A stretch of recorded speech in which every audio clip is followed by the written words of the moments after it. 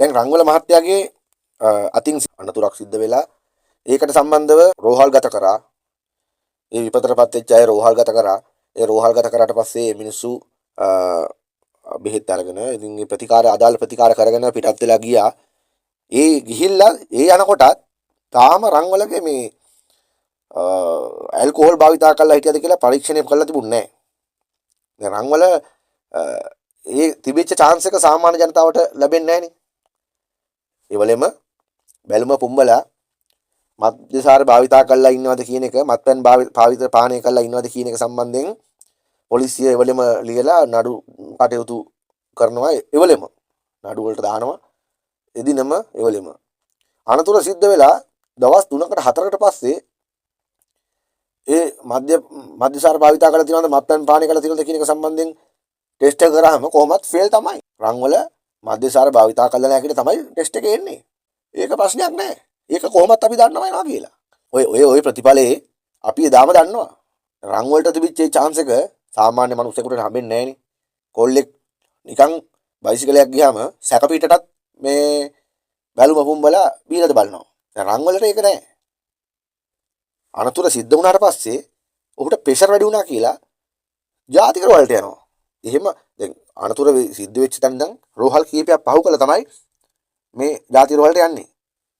දැන් අනිත් මිනිස්සුන්ටත් ඒ chance එක හම්බ වෙනවද? පොලිසියේ නිලධාරියා මේක කරලා තියෙන්නේ හිතාමතාම නෙමෙයිද?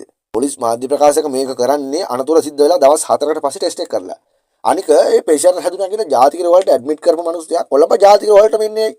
දැන් ගම්මන්පිල කියන විදිහට ඔහුගේ පුතෙකුත් ඉන්නවා වෛද්‍යවරයෙක් විදිහට කොළඹ ජාතික වලේ සේවය කරන. ඒ ඇවිල්ලා ඔහු ඇතුළත් වෙලා ඒ අදාළ කරන්න ඕන ටික කරගෙන ඔහු පිටත් වෙලා යනවා. දවස් 4කට පස්සේ කියනවා එයා බීලා හින්දලා නැහැ කියලා. මාර නීතිය ක්‍රියාත්මක වීමක් මේක.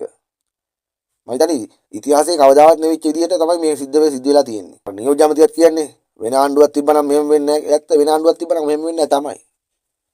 ඇරිස් කවර් කරනවා ජයටම. රංගවල බීලාද නැද්ද කියන එක එදාම එවලෙම බලන්න තිබුණා. ඔහුව පොලිසියට අරන් ගිහිල්ලා බලන්න තිබුණා. ඔහු රෝහල් ගත වුණා නම් රෝහල් ගත වෙච්ච ස්ථානයේදී බලන්න තිබුණා.